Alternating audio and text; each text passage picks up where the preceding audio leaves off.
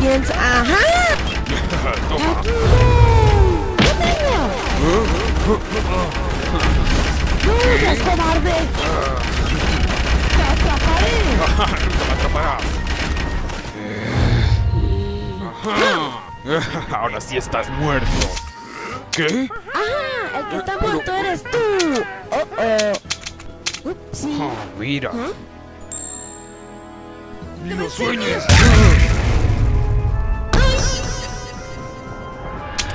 ¡Ah!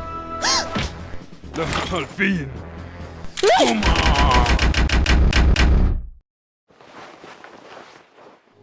¿Pero qué diablos? ¡Oh! ¡Mi auto! ¡Me largo de aquí! Oh, espero que no esté atrás de mí. Frío, ¿desapareció? No te librarás de mí tan fácilmente. Vas a morir.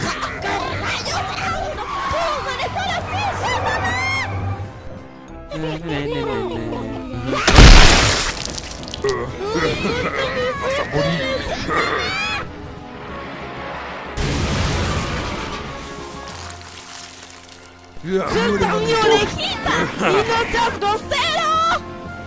A ver si con esto no te enseñé a ser grosero. ¡Suéltame!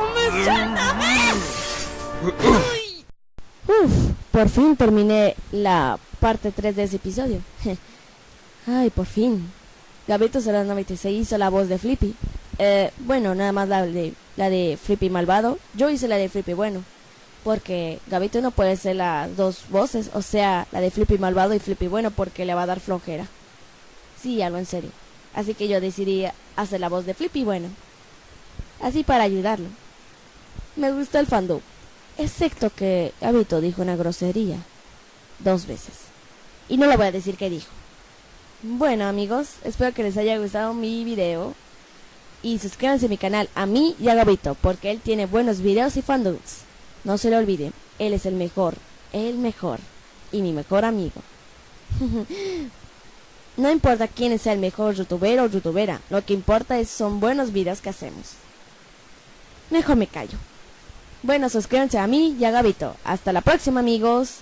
Y no sé cuándo voy a hacer la parte 4, pero no importa. Hasta la próxima.